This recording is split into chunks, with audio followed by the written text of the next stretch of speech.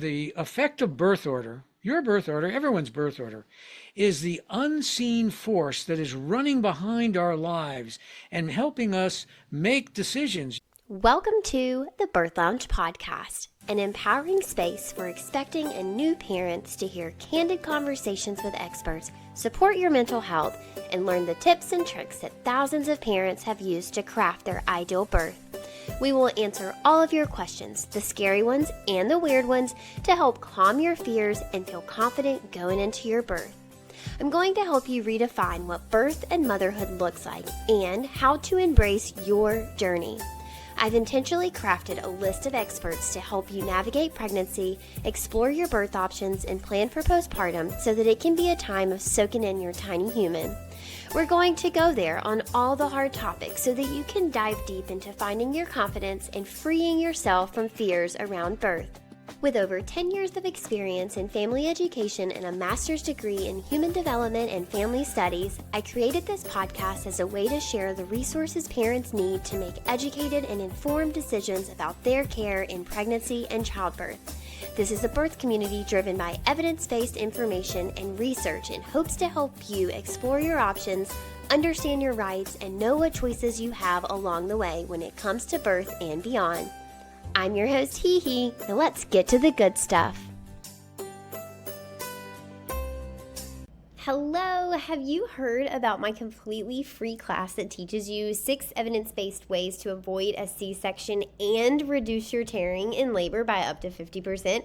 And remember, I mentioned it was completely free. This class is going to teach you how to advocate for your preferences in the birth room so that you can have a birth that's filled with joy and not birth trauma.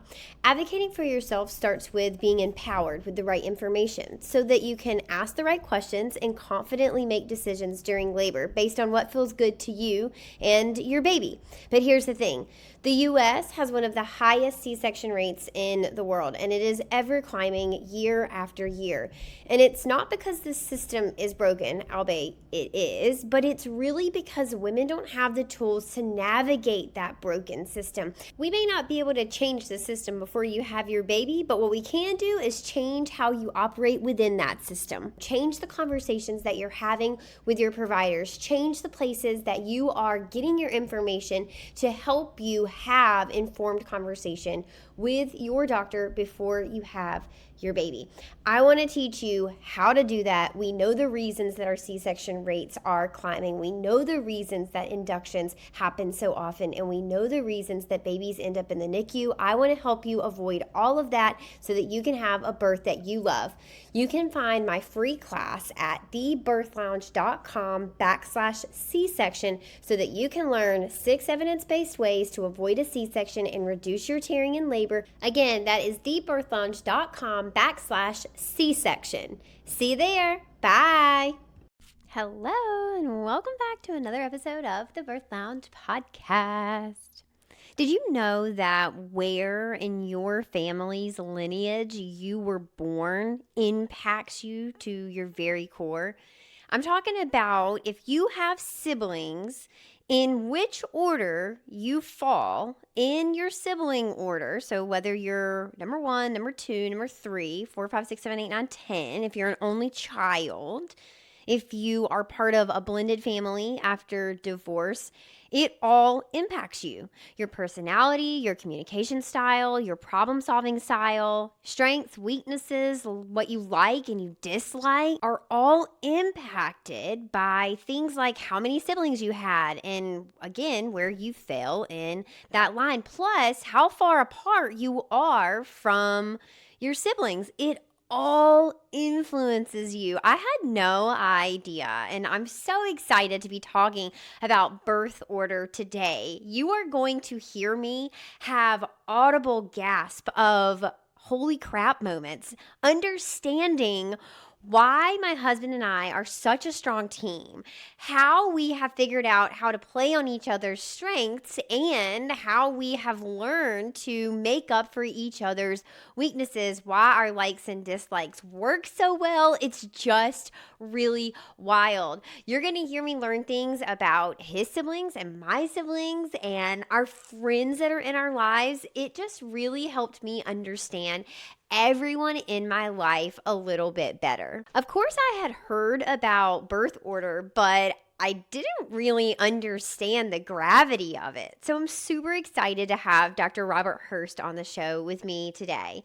Now, he is actually an orthodontist with over 35 years of practice, and through his years of practice, he got to witness many families come through his doors and lay in his chairs, and he started to realize, these firstborn children all have a couple things in common, and these middle children, and these children that are seventh and only children, and then who they end up with matters. How they parent is influenced by this. So, in addition to orthodontics, he actually has spent his life studying birth order. Can you use birth order to help you determine how many kids you should have, how close in age they should be, and all that jazz? Dr. Hurst is one of my favorite guests I've ever had on the show, and this topic is absolutely life-changing. It is mind-blowing. It will truly help you understand not only yourself better, and for me, I actually found a lot of comfort in it because it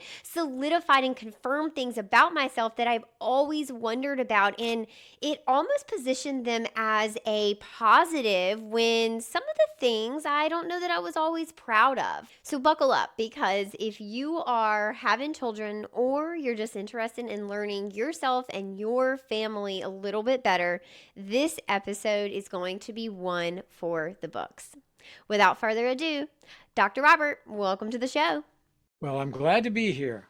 I'm very glad to have you. And you and I have chatted on the phone before this. And I have to say that one thing that really stuck with me was the way that you knew absolutely nothing about me, but you nailed me in so many ways. I found that my mouth kept dropping open by the things that you knew about me with simply having the information of that I'm the oldest, I was the firstborn, I have a younger sibling. We talked briefly about that. You also had said things about my husband and who he is a human and how we interact. And I just cannot wait to bring this to our audience. So I'm excited to have you here and I'm ready to just kind of dive in. But before we do that, I want to start with, why should we care about this? How does understanding our birth order, impact our interpersonal relationships and how we move and function throughout our daily lives? Well, that's a great question. That's a good way to start. Let me say that the effect of birth order, your birth order, everyone's birth order, is the unseen force that is running behind our lives and helping us make decisions. You think your decisions are independent, but they're really based on your birth order. So what we have to do is tap into that force. And once you tap into that force, boy, everything starts to look really easy. And the simplest way to look at birth order is your number of birth within the family. But that's really way too simple, because the family structure tells you what your real birth order is. And there are a number of factors that go into play, such as stepbrothers and sisters, the spacing between children. What if there was a death in the family of the children? That would make a difference. What if one of the children is handicapped? What if there are multiple births, twins and triplets? They take a lot of energy out of the family, and that can affect the other children. So you have to look at all these characteristics. And in our book, we explain these things and take the reader through these steps to find their true birth order. Because you might be a 2, but you're really acting like a 1. Or you might be a 3, but you're really acting like a 4. So all these things are important to first find out who you really are. And we can go through each birth order if you'd like, and I can tell you a little of their characteristics. Before we do that, let's talk about how understanding your birth order is connected to our ancestors. Well, the birth order connected to your ancestors is if you understand your ancestors' birth order, if you can figure that out based on their brothers and sisters, you will all of a sudden understand that ancestor who you never met. Just like when I talked to you, once I knew who you were, I could tell you a little bit about yourself. But you could tell that about your great great great grandfather. If you knew his family, you would know where he was in the family, and was he a soldier in one of our wars, and what kind of soldier was he? And so these are really important things. In fact, if people write books about history, if they understood the birth order, they would understand the characters in their books. In fact, they play out just as they really are. Okay? And we see that all around us. We see that in movies. Do you remember the sitcom Everyone Loves Raymond? Yeah. Well, there were two brothers there. There was a number one and there was a number two, but there was some sibling rivalry because everybody loved Raymond. Well, Raymond was number two, and he dethroned his older brother, who was number one. And remember, I think it was Robert was his name. He just was floundering in life. He just couldn't make it. Whereas, Raymond he was the sports writer, and of course, his mother loved him because everybody loved Raymond because he was a success. That is so funny. Okay, so do you believe in astrology? Because a lot of this is reminding me of the things that people say about like your astrological signs. Well, there might be some relation to it, but I'll take it back a little bit in history. Where birth order got its start was with Alfred Adler, who was a contemporary of Freud's. And Freud thought that the children, their behavior was really related to their interaction with their parents. And Adler said, I don't think so. I think their behavior is related to their interaction with their brothers and their sisters. Now, they didn't get along, and there was a pretty good reason why they didn't get along, because Freud was the oldest in his father's second family, and Adler was a number two. And so the number two wasn't going to be told what to do by the number one, and they eventually parted ways and never spoke again. So it's the interaction between the siblings that give you your birth order characteristics. You Mm. don't have to like your siblings, you just have to know they're there. And they will impact you. So, is it true? It must be true that your parents do change from one child to the other, though, and their parenting styles must also change. Well, that's wonderful because you shouldn't treat all your children the same. But if you start out with the only child, the first birth, that child is influenced by the parents only. And if they never have any more siblings, that only child has a flavor of his two parents. So even though he only has his only birth order, his father could be a two, his mother could be a one, and they influence the characteristics of this particular only child. So they're all not the same. In fact, many of these only children, when they tell me who their parents were, what their birth orders were, I tell them who they married, because the dominant parent influences a birth order. If the dominant parent of this only child was a number two, now it could be the mother, it could be the father, but they tell you who the dominant one is. I say, well, I guess your husband or your wife is a number two. And they say, oh my God, they are. Well, that's what you were drawn to because that's your other flavor, which is very interesting. That is so interesting. Okay, so let's go through the birth orders. Let's start with our only children, and they are, people pleasers, and they're usually very confident. What else do we need to know about our only children? Well, the only child is very self-assured, and they don't have to compete with anybody, and they get all the attention. Now, remember the movie Willy Wonka and the Chocolate Factory? Yes. Those were all only children. And remember, one child was very supportive of his parents and his grandparents. That was Charlie, I think. And Yep. all the others were spoiled rotten. Mm. Okay, so it shows every birth order has two sides, the yin and the yang. Well, the only child, they can be very, very responsible, or they can be very, very spoiled. So it can go either way. But one older child told me one time, he said, after I read your book, I realized that I'm unemployable because I want to run the show and I believe I can do anything and I don't listen to anybody. Now, that brings me to another story. I was doing some consulting work with a towing company, and the secretary told me she was down in Miami at the airport waiting for a plane with her boss. And her boss ordered a Dr. Pepper, and she had never had a Dr. Pepper. She said, "Can I have a sip of your Dr. Pepper?" And he says, "No." He says, "I'm an only child and I don't share." She Oh said, my "I couldn't gosh. believe it. That was my boss." And she says, "So you're still right." So those are the characteristics that come up. Now, only children, they want two types of family: either no family at all, like they grew up, or they want a big family and they want everybody around them, everything they thought they missed growing up. So you see, they all have two sides. So that's the only child. But they can be a little miniature adult. And these are the kids that in school, the other kids say, "Would you go talk to the teacher?" Because adults are their peer group. They're not intimidated by adults. They're also the ones that are usually president of the class because they appear like, adults. Now, the only child becomes a one when the second child is born. See, the only goes to a one. Mm-hmm. Now, they're not so happy about this because now they have to share. They share in the limelight. And they want to be in charge. Well, what are they going to do to number two? They're going to tell number two what to do.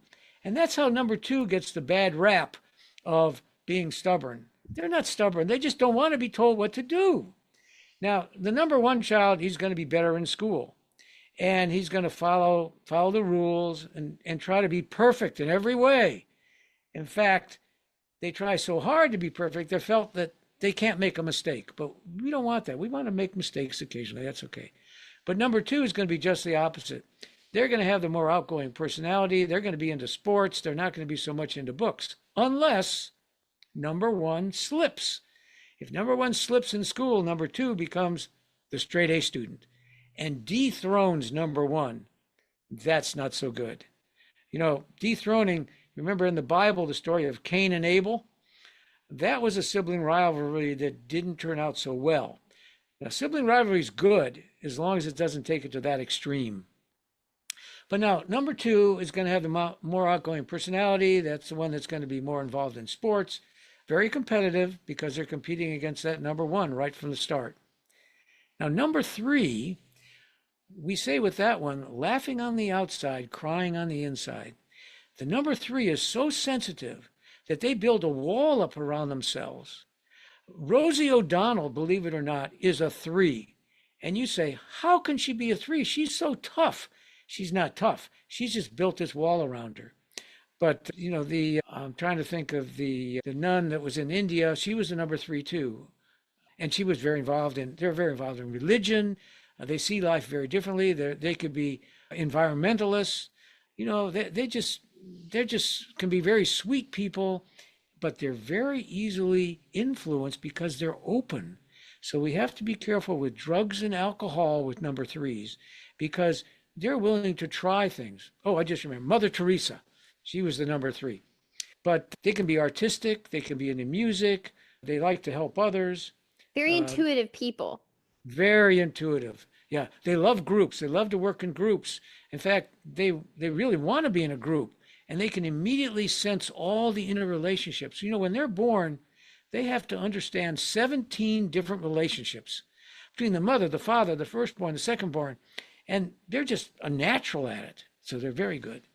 And then number four comes along. Number four is the baby in the family. Number four sometimes can hit the brothers and sisters because no one listens to number four because that's the baby.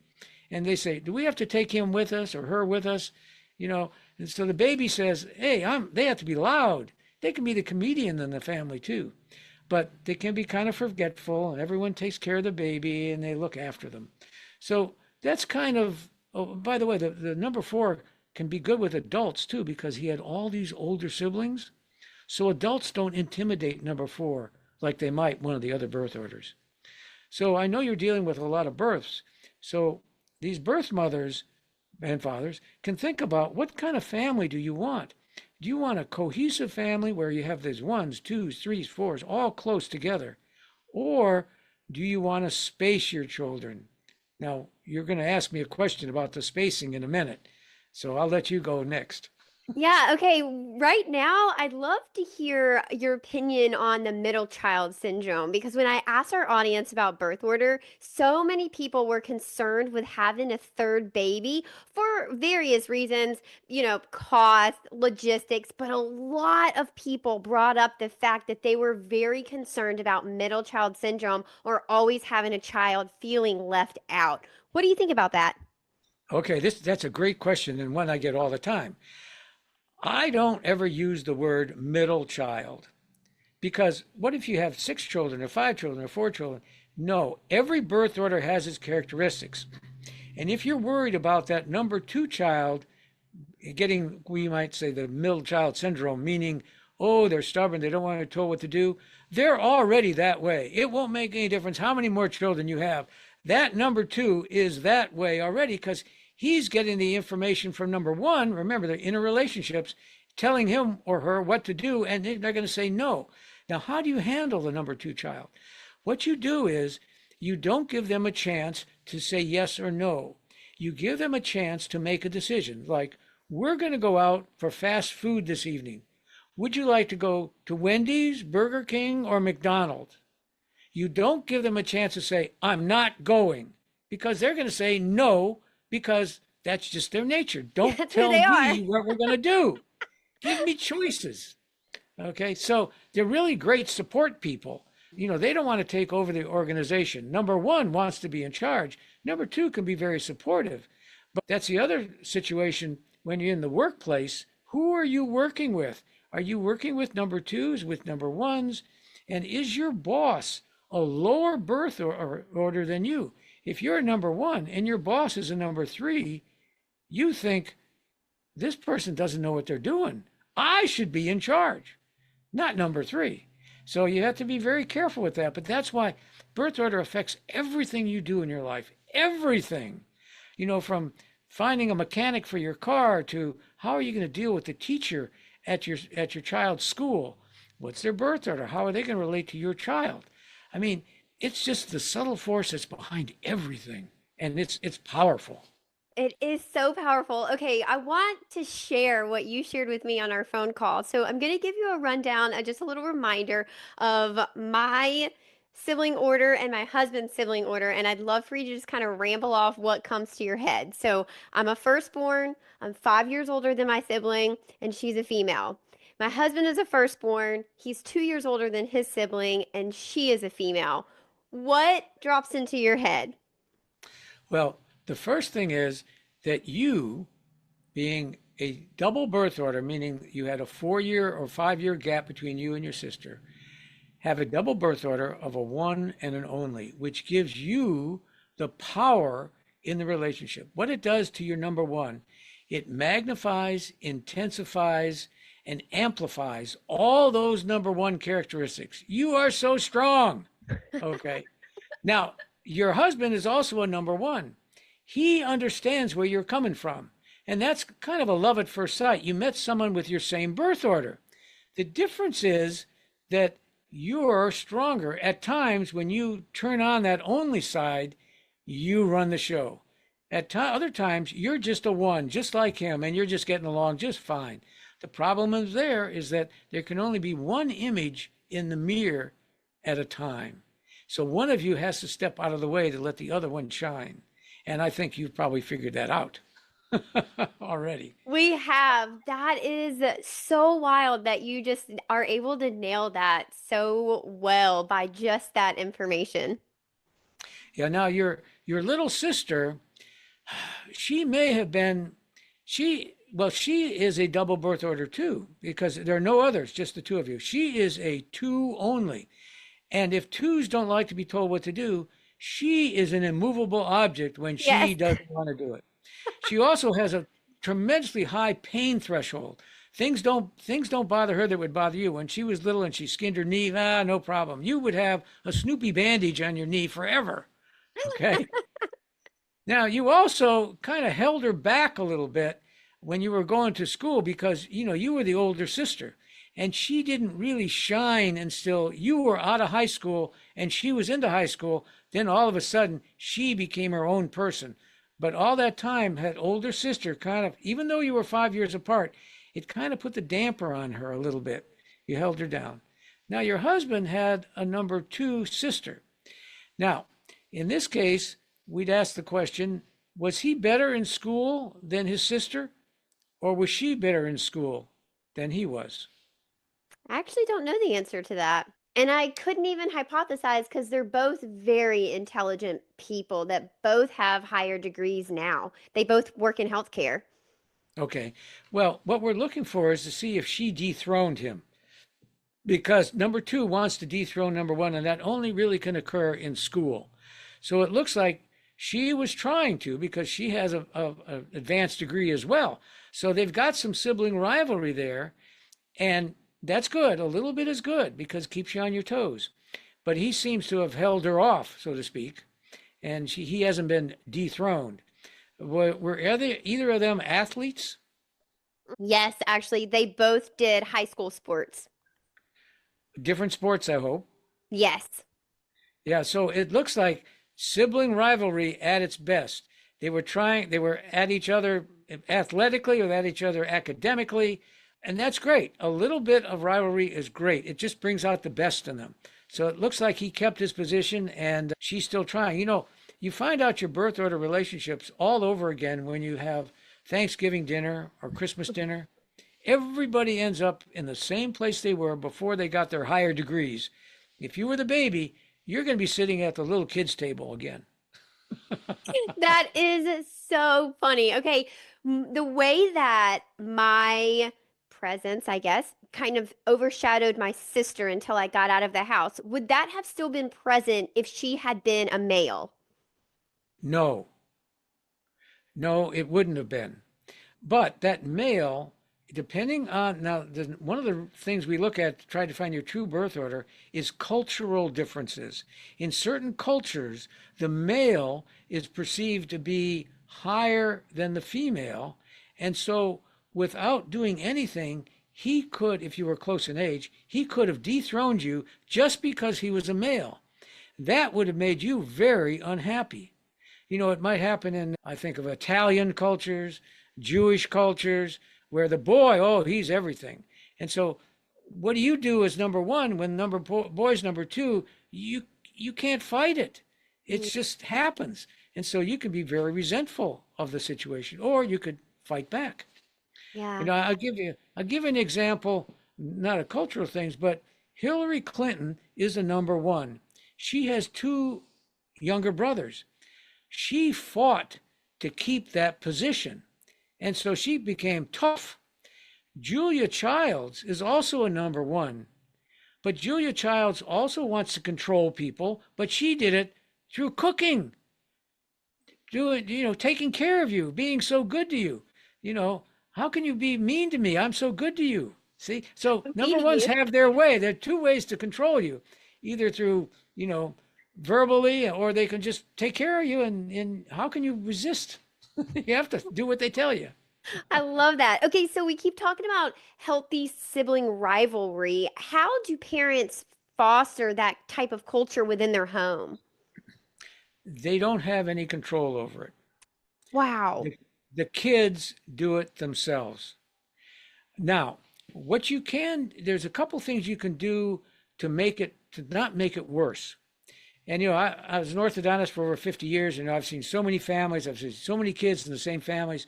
And what I tell them is, let's say there's two boys, don't let them play the same sport. They're both into sports. Let one be a football player, let one be a baseball player.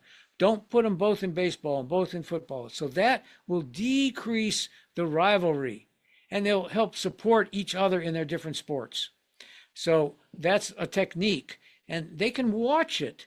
They can't do too much about it, because if number two wants that number one position and number one can't fight back, then what happens is when number one drops out, they have to be very supportive of that number one, because number one doesn't know what it's like to be number two.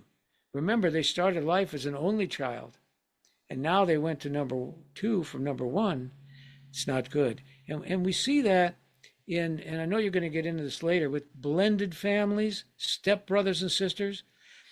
All the children that move up in birth order by their age or keep their same birth order adapt perfectly to the new family. All the children that get demoted in birth order are a problem. And you can predict it from the start. I'll give you a little story. I had a patient, she was an only child, and her mother, they were divorced. His mother was divorced for a while. And then she decided to get married. And it turned out that in a small community, she married a fellow that I was treating his two kids in my office. So, I knew the whole family situation. So she was excited about getting two sisters. Remember, she was an only child, getting two sisters and a dad. Well, when they had something in their mind, because when they moved, she said, Mom, we don't want to sell our house. Keep our house. So she moved in with the new family. Now she had to share a bedroom with her two older sisters. Older sisters? She went from being an only child to a number three. She liked having a dad now, but she didn't like being a three. And I saw her attitude in the office change. She wasn't brushing her teeth. She was breaking things. School wasn't going well for her. Only children, books are their first friend, and they're great in school. Everything fell apart. Within 6 months, she said to her mother, we have to go back to our house. And so she made the decision for the divorce. That's the power of an only child over the parent too. But it shows you a demotion and how they interact in these family dynamics. It's a good story because it's true. Yeah. Wow. Okay. So, what else do we need to know about blended families and blending different age children? Well, before they blend, you can just look at, it's the Grady Bunch. You can look at the ages and you can see which child is going to need the extra support when we get together. Little Jimmy here, who one number he is when he starts, but you can say now he's going from a two to a four, so he's different. Or you can say, oh, now this one's moving up. This one's going to be no trouble at all. So you can be prepared for the problems. Sometimes the parents say, well, my children have gotten along great in this new family. It's your children that are a problem. Well, it's not their children. It's just their numbers. Maybe all their children got demoted. So, you can predict it. That's birth order again. It's in your life. It's there. If you understand it, you can make your life so much less stress in your life because you know what's going to happen.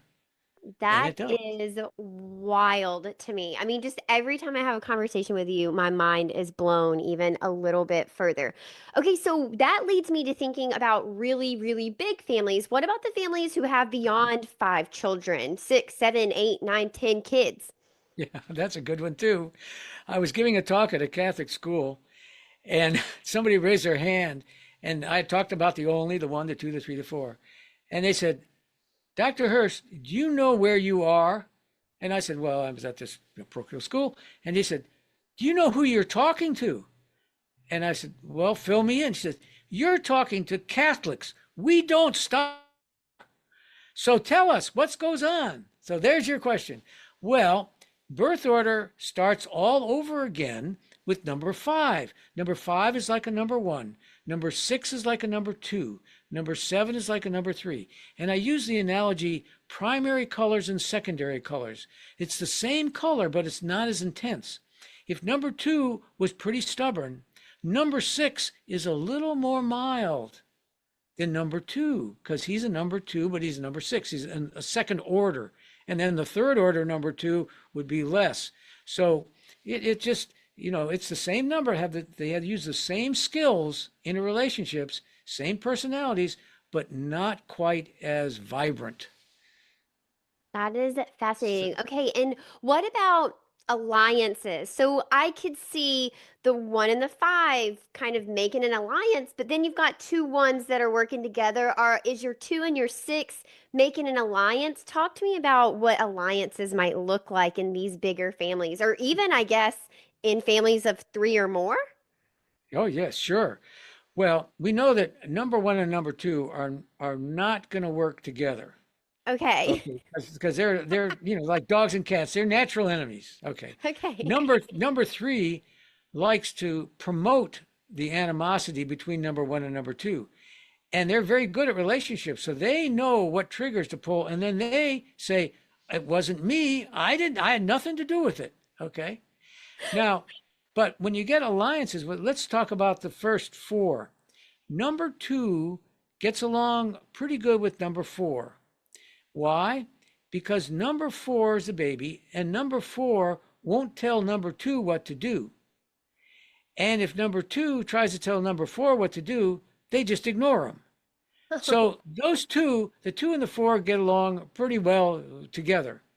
Now, number one and number three might get along pretty good because number three is that older sibling, and number three, she or he can go with the flow. Okay. But then when you get bigger families, you're exactly right. The number two and the number six will get along great because they're the same people. That goes along with love at first sight, too. There's two types of love at first sight. One is when you meet someone with your same birth order, like you did, pretty Yep. close. Okay, that's one type of love at first sight. There's a little problem there because you can't occupy the same space, so you have to have a division of labor, so to speak. The other kind is when you meet someone in your family with the same birth order as someone with the opposite sex, a different gender. For instance, if you had a younger brother, number two, and your husband, who was a number one, had a sister that was a number two, okay, his natural would be to find somebody that had a sister that was a number two, someone in his family with the same gender that he understood. If you do that, I've never seen a situation like that. And I've talked to thousands of people and I have them raise their hands. Did anyone have that relationship in a marriage? Did anybody get divorced? And I've never seen a hand go up. Wow. Because you don't have to like that sibling. You just have to understand them. So just like you understand your husband being a number one, he would understand a girl being a number two because he had one in the family. You, on the other hand, only have a girl number two. So if you met a man, you'd think of, the gender wouldn't quite mix. It would be good, but it wouldn't be quite exactly. So I was So, pretty much destined to marry a number one. well, but you could marry a two also, but just the gender wouldn't have been right. Got it. You could have married a two only, like your sister, in a boy that had a sister that was a one only, like you. Got it. See, that would have been a perfect match. But the problem there is both of you have double birth orders. And at times you'll be both onlys and you're going to kill each other. Yeah. And then at other times you would have been a one and he would have been a two. And you'd have your own space. See? So that's where the double birth order things come in. And we were talking about there are two types of double birth orders.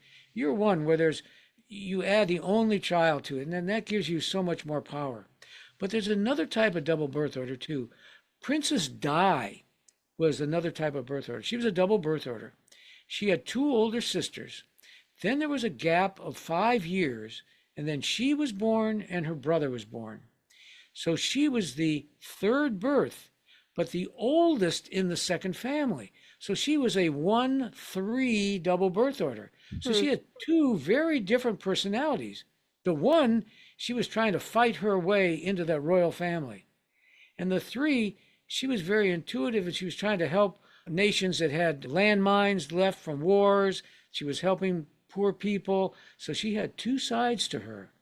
And so that's another type of double birth order. And her brother would have been a 4-2. And you remember, he was very outspoken at her funeral. He said, the royal family did this to her. He was very angry. But that was the 4, and the 4 is the baby, and the baby says anything that comes to their mind.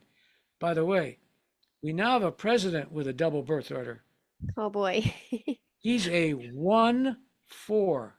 Oh And man. that's why no one can understand him because he's a 4 and he tells funny stories, he tells people, he makes fun of people, he's a child. And the one side, he's very presidential and he has the nation's interest at heart and he wants the best for America, make America number one again.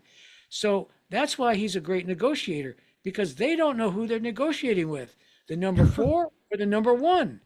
But hopefully he has it in his heart for the best for America, and he uses those skills who he doesn't even know he has to get what he wants, and he's kind of done it. Yeah, it makes sense why he says whatever comes to his mind now is because he's Exactly, bored.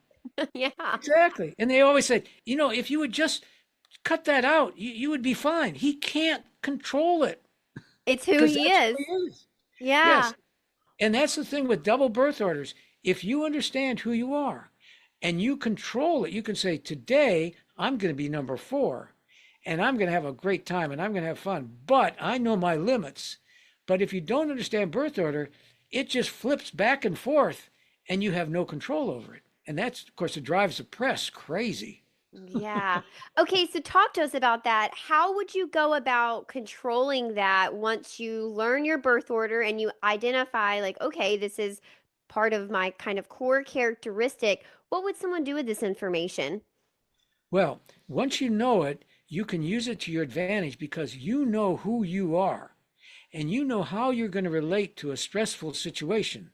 And you can decide which person you are going to work with here because you know who you are, you know your characteristics, and you have two distinct characteristics, and you can put them in play at any time. Now, I tell employers you have to be very careful when you employ people with double birth orders because they will drive their co-employees crazy because they don't know who's coming into work today. So they're very good, but you have to be careful. And I talk to HR directors all the time. I said, be careful. You don't hire everybody just like you because you like who you are and you end up hiring all number 1s or all number 2s or all number 3s. I said, you got to understand who you're hiring and a family, everybody is different and everybody has a different role. And that's true in work too. Don't hire everybody the same because you're going to be at each other because you all want to occupy the same space. If everybody's different like a family, everybody has a place and you work together as a team. I love that. Okay, I would like to talk about two things that you brought up at the beginning of the episode, just because I know that there are listeners that it will be applicable to. But can you tell us a little bit about how the death of a child, maybe even a stillbirth, could impact a family? And then we can circle back to if a child has any sort of differing abilities or is handicapped. Sure.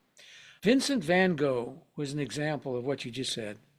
He had an older brother that died 1 year before he was born, and his brother was named Vincent van Gogh. Vincent van Gogh, the first one, was kept alive by the mother by having birthdays every year on his birthday and would never let the alive Vincent van Gogh be himself. So he was competing against this dead sibling who was perfect in every way. A dead sibling is always perfect. And if this happens in your family, this really affects that next sibling that lives because they can never compete. They're number 1, but they're not number 1. Number 1's perfect. And they don't know how to compete with this. And with Vincent, it did drive him a little crazy. I mean, he cut off his ear and he had all kinds of problems.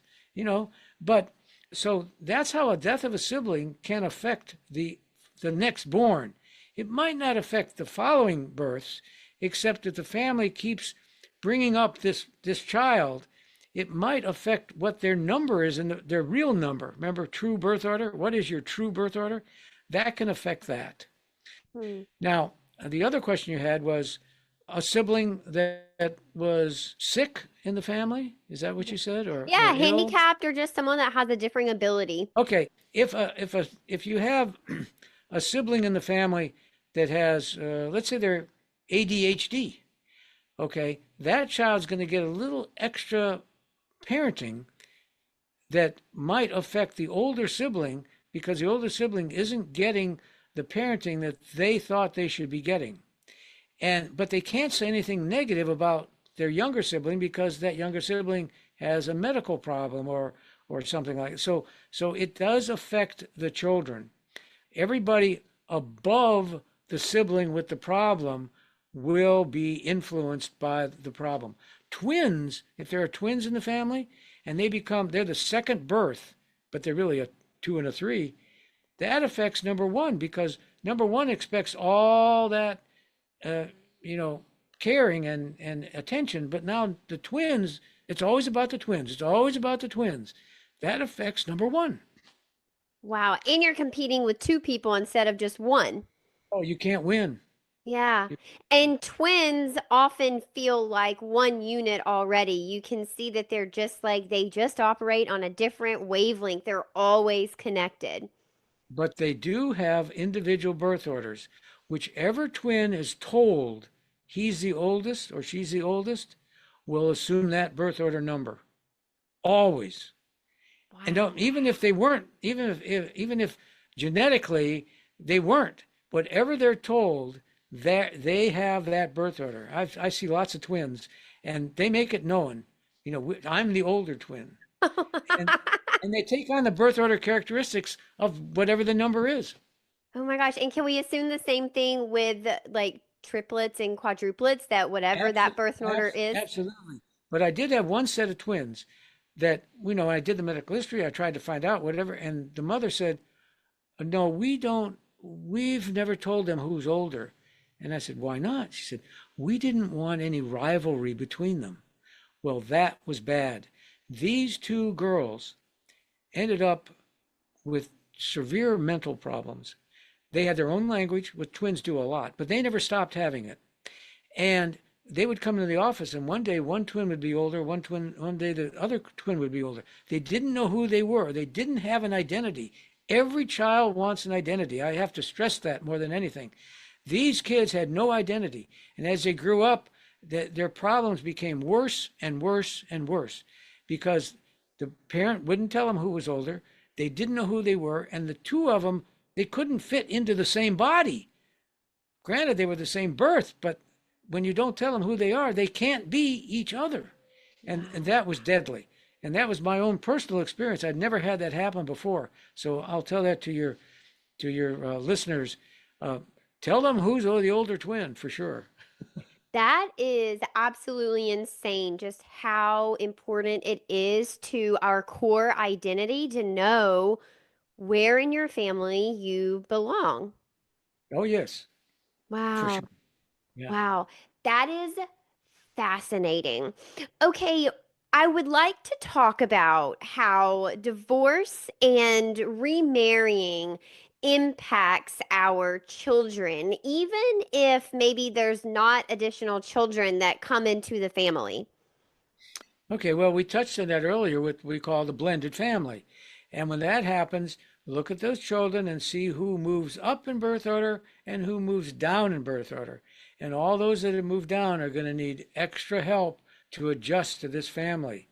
Uh, Sometimes what happens is if these children have more problems than they can handle, they end up living with the grandparents. And when that happens, it helps them, but also it might change their birth order again. They might become a type of an only child if they're the only one living with the grandparent. And they'll love it. They'll hate coming back to that blended family and they'll love being with the grandparent. So that situation happens a lot, you Wow. know. Do we see any other trends or is there any other data that may be connected to birth order? I'm thinking specifically like health outcomes, mental health, depression, anxiety, anything like that. Oh, that's kind of on an individual basis, but if you understand each birth order and what they really want out of life, number one wants to be in charge. And if they're not in a position where they can be in charge, they feel their life is unfulfilled. If number two doesn't want to be told what to do and they're in a position in life where they're being told what to do, they feel unfulfilled. And if number three isn't saving the world in some capacity, then they don't feel fulfilled. So you might say your mental health is based on what you end up in life. But I've found that given enough time, everybody finds their right niche. But if you understood your birth order, you'd go right there. You would don't pass go, go straight to where you're headed. And like you're in charge. I often am in charge. Sometimes I wonder if I'm the right person for the job, but I do show up and I do really, really enjoy what I get to do. So, Sure, I can yes, tell. that's so funny. That's so funny. Okay, I do have one last question before we talk about your book, which everyone should read. One of the things you mentioned at the beginning of the episode is that we shouldn't be parenting all of our children the same. So, the place I'd like to end with is, do you have tips for parents for handling each birth order? And are there things that parents can do to help them connect and understand their children deeper than just understanding their birth order? Yes, don't treat every child the same. Understand their innate personality characteristics and what they want.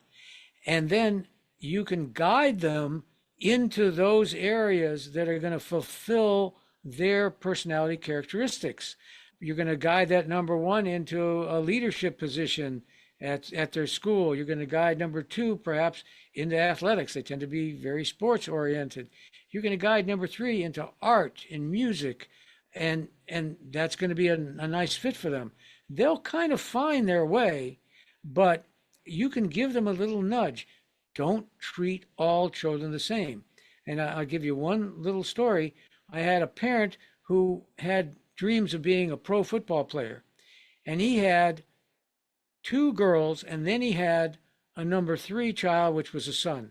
I was treating the son, and he wanted that son to be a professional football player. So he started playing football when he was itty bitty, and but the son, he was never that good. Now, dad was a quarterback. He wanted to turn his son into a great quarterback. And the son, he ended up playing football in high school, but he just didn't get there. Well, what was he doing in high school? He was doing a lot of time on the bench. While he was sitting on the bench, he was sketching the other players. He ended up being a graphic artist in New York, very successful, but a disappointment to his father, who tried to make him a professional quarterback. And so, had he seen, well, that wasn't his field. He went along with his dad, but he wasn't happy doing it. So that's how you can make your kids happy or unhappy, and make yourself happy too. Yeah, I was about to say it just makes for a more joyful time for everybody. Oh my goodness. Okay, this has been so insightful. I know people are going to be drooling for more information that they can get their hands on. Tell us about your book. I have it right here. You see all my notes are sticking out from things that I have put tabs on. Tell us about where we can get it, who should read it, and what you're going to learn inside your book. Okay. First of all, there are two versions. One is a paperback. That was the first edition. They can get that on Amazon, but I suggest you not to get it because the other version is hardcover in color, and it has a section in the back on questions that people have asked me at various functions. So we have questions and answers. And you can only get that on our website, which is mybirthorder.com. And if you do get it on the website, I will autograph it for you. And if you give me some information about you and your family, I'll try to put a little something in there about birth orders for you. So you get a little something extra, okay, if you do it that way. But what we also have is we have it on a USB. I'll hold it up here. It's a USB. Get that on the website too. And you just plug that in and it's narrated. I'm narrating it. And it also has all the pictures in color. So if you really don't want a book, and I do suggest to get the book because you want this on your coffee table, especially at Thanksgiving dinner, because everybody can look up their birth order and see, oh, that's me. Oh, that's you. And then you know what you're dealing with. So that's what I suggest. Dr. Robert, this has been so informative. This has been such a wonderful episode. Before I wrap up, is there anything else that you want to lay on our audience that I have not asked you? Well, I can say that there are other books on birth order, but this is the only one that's written about normal people. I have examples in here of people you know, and I try to put all the situations together, all the different genders, boy, girl, boy. It gets a little tough when you get to number 4, but I try to give you examples of families that are like this so you can try to find your family within the book and understand your situation. I think that was one of my favorite parts is that at the end of each chapter, you do have the familiar faces that we all know that are that birth order or you portray that type of family. And I found that incredibly helpful. All right, you guys, I know that this information is going to be a total game changer when it comes to building your families and or if your family's already built, understanding the children that you have. I'll see you in the next episode. So be sure to follow Dr. Robert Hurst, and you can find me at Tranquility by HeHe and at the.birth.lounge. Until next time, head to your app store and download the Birth Lounge app for evidence-based childbirth education and data-driven postpartum support delivered straight to your phone. Bye. Thank you so much for tuning in today. I truly do value this community and I love hanging out with you. You deserve to have a birth that you love with a provider that values your autonomy and respects informed consent. It's an honor to be your go-to gal when it comes to preparing for your baby. If you found today's episode helpful, share it with a friend. Share it with someone who could use evidence-based information to help them have an informed and confident birth. I'd love to hear what you have to say and read your sweet words. By leaving us a review, you are helping other expectant mamas and their families find the podcast so that we can reduce birth trauma and improve maternity care in the U.S. one birth at a time. If you're interested in joining the Birth Lounge, go to thebirthlounge.com. If you want to connect with me on socials, you can find me at Tranquility by HeHe on all platforms. Until next time, stay educated, stay supported, stay confident. Bye.